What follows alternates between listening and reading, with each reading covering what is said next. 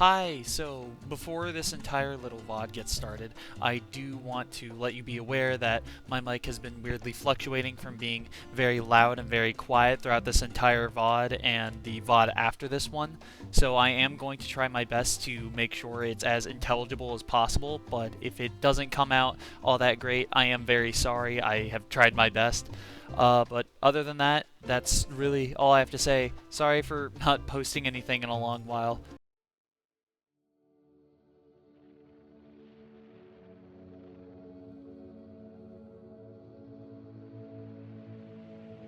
All I'm going to do is very quickly talk about how I decided to build this ship and what my thought process was going into it. Now, really, my whole main idea was I wanted to make a sort of ginormous truck, something that was big and felt like it had an abnormal amount of weight to it. So I figured, something along, something that's got some sort of big thrusters, big weight.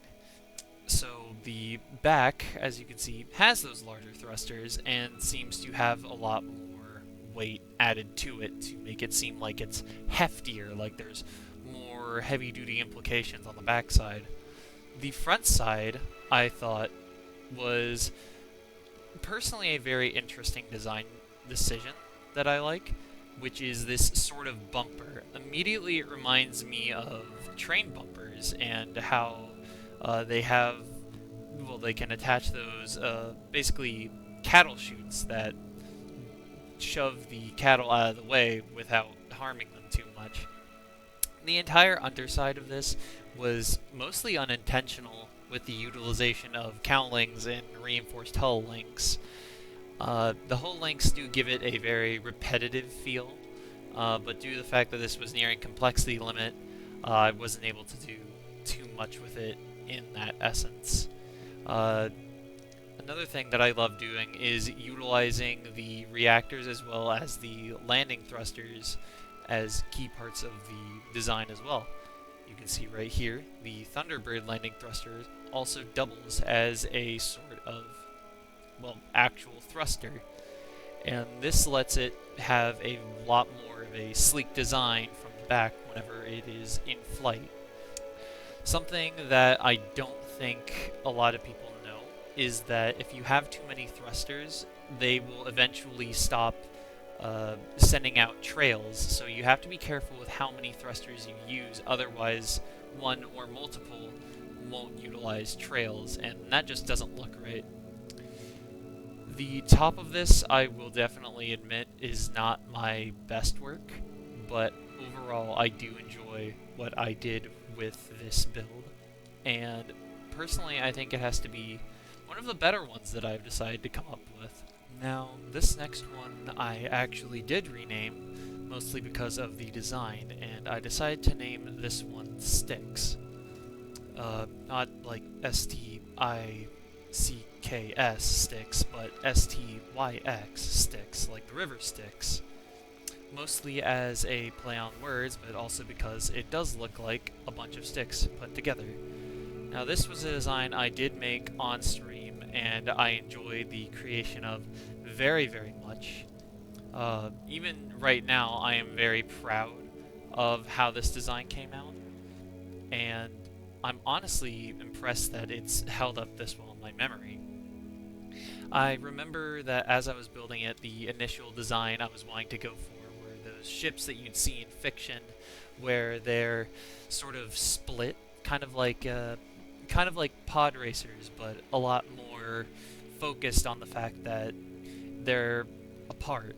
These scaffoldings I had to utilize in such a manner that it wasn't only artistic, but it also looked like it had a real purpose to it. You can see most of the heavy scaffoldings in between these two parts are a lot more stable as compared to the front.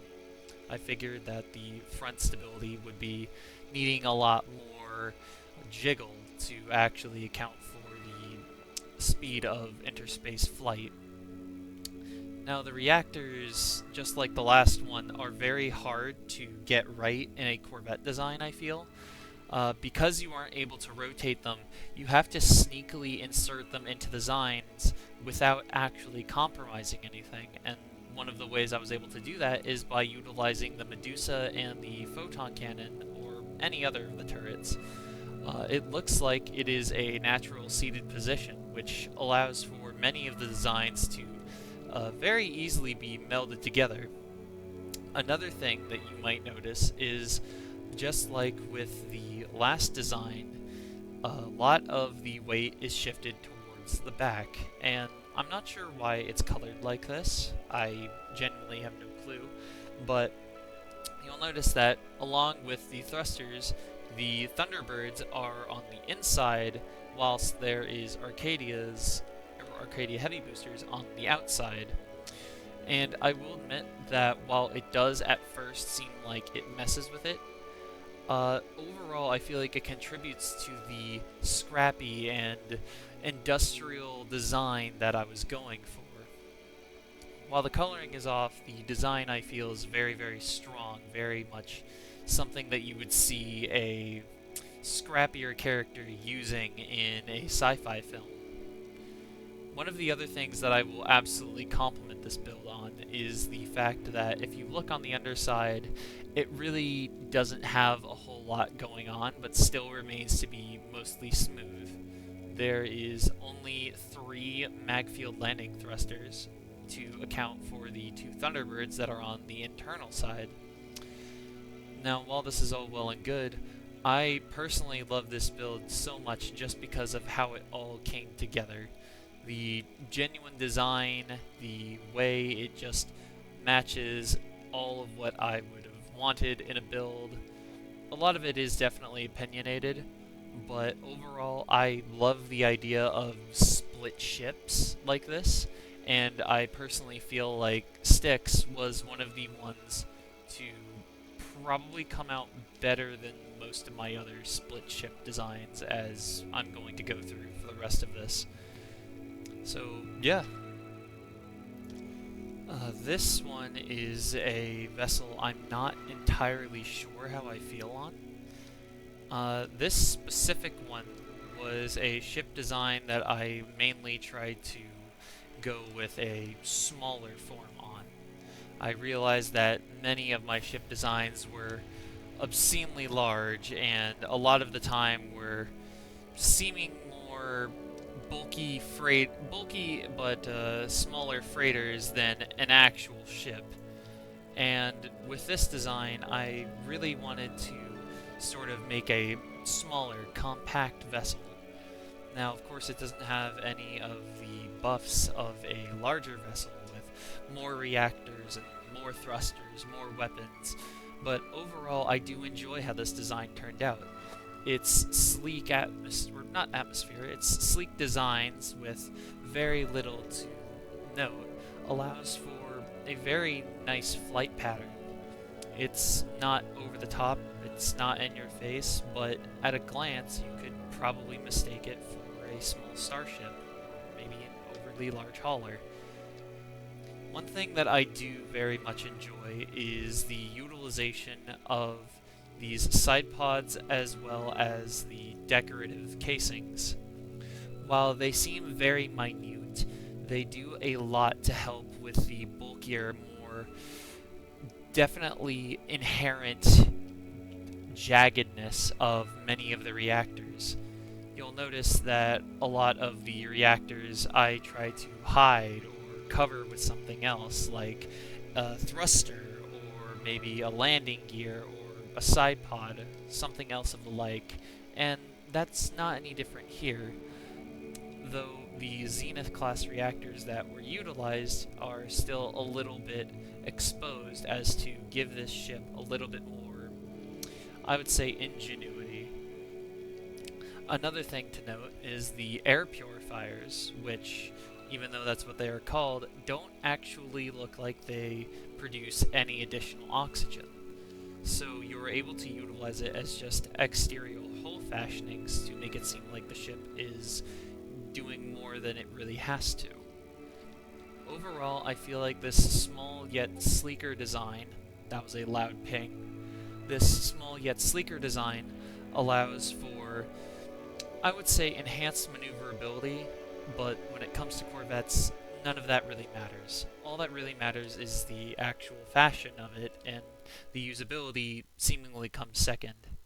Although, personally, if I had to give it anything more, I would say that I want smaller, more compact modules that you can utilize, and also the ability to flip reactors.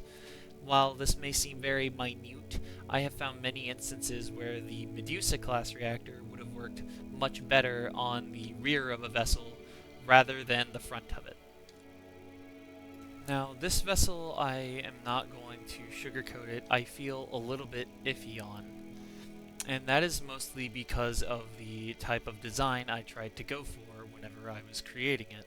A lot of my ships are definitely a lot more abstract in their designs, but my main idea with this ship was I wanted a two-pronged design, but I also wanted it to be a fair bit bulkier.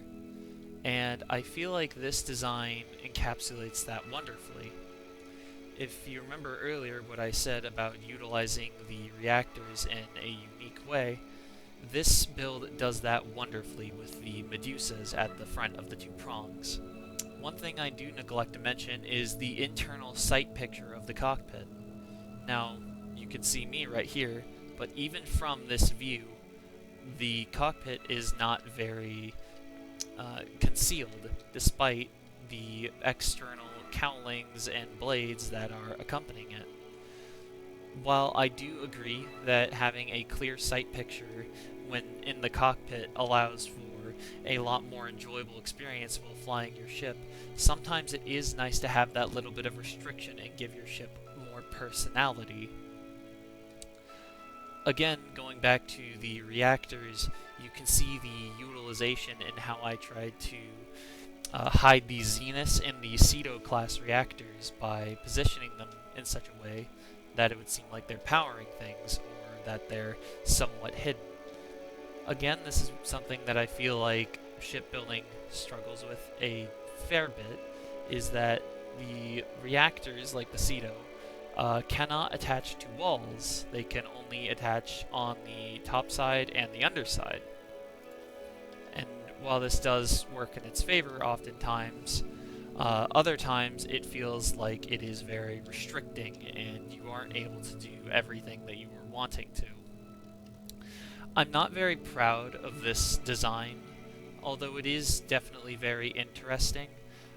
I feel that I could have done more with it, even though the complexity limit restricts me from doing more. One thing I will say I very much enjoy is the sleekness of the top half above the cockpit, as well as the underside, which has a fair bit of utility, that being these Deadeye cannons, which not only provide an ideal light source, but are also not interfering with this diffuser, allowing for a sleeker underside without compromising the weapon systems. Personally, this isn't a vessel that I would recommend very much, but I do enjoy it a fair bit. This last vessel is possibly the closest one to where I actually started my Corvette building, and honestly, I believe that out of everything I have shown, it is personally my least favorite. Not only in how long it takes to reach the cockpit, but also just entirely in design and overall aesthetics. Immediately, you can notice, as I take us out of the station, that there is a fair bit of clutter. Now, originally this vessel was a lot wider and wasn't using this close of a twin-stick design. This was very much inspired by those giant freighter ships, like the ones that you'd see on the ocean carrying cargo containers, and I wanted to emulate that. However, this is a lesson that I had to learn in order to get better at Corvette building, and it's actually a lesson that I learned from, ironically, Warframe, a game that has little to nothing to do with this one. In Warframe, you're able to customize your Warframe in whatever way you like, and with any colors and any modules that you wish. However, this can very quickly and easily lead to something that is not only unintelligible, but completely and utterly gross to look at, not just for yourself, but for anyone decides to party up with you. Overall, I do feel that that is what this design entails, although I want to call attention to the Ceto-class reactors on the front of these two sticks. I do believe that having the Cetos here is a very nice design, as it allows for more bulkiness on the top half of the sticks without taking away from the overall stick design to begin with. Though I will say that this entire design was very much made not only to be interesting to look at, but to min-max the amount of stats I could get. Notice the Medusas, 4 Cetos, several cannons, and unholy amount of thrusters. Would I build something like this again? I don't think so. Personally, I don't enjoy this design, especially with the obscene amount of thrusters it has for seemingly no reason, the stupidly abhorrent amount of min-maxing, as well as the clutter that pervades the entire top half of the ship that just makes it completely gross to look at in my eyes. One thing I will give this vessel for, however, is its underside.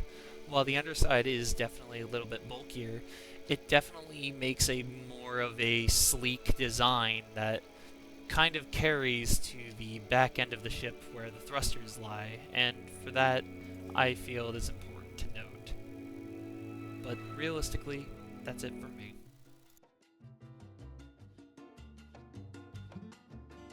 The hell is a Rottweiler? Oh my god, let me get a photo. Fucking this. This is a Rottweiler. Nerd. I don't have to take shit from a motherfucker who actively plays my stepmother is a Futanari. I don't have to take shit. Dex has a wife do that. Yeah, that's right. Go Gadget, I know your wife and I can get her to draw you pregnant.